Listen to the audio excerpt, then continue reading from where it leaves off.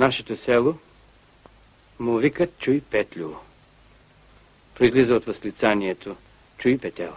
Обаче ние не му казваме Чуй Петлюво, а Чупетлово, защото е по-лесно за изговаряне. Чупетлово, а не Чуй Петлюво.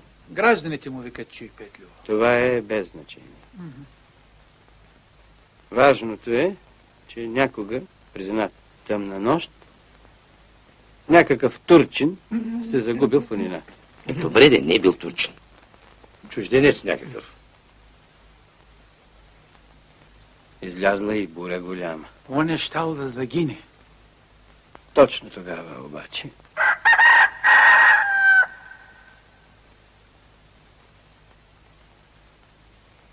Първи Петел, давай по-бързо.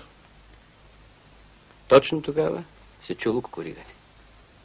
Чуй Петела, извикал чужденецът. Спасени сме. Значи не е бил един, а са били двама, що му не извикал Чуй Петела.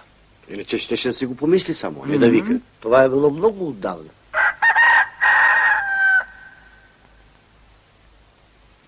Втори Петел, давай по-бързо.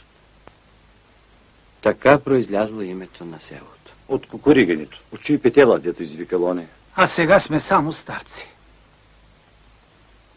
За себе не ставаме. Загива селото. Чупетлово загива.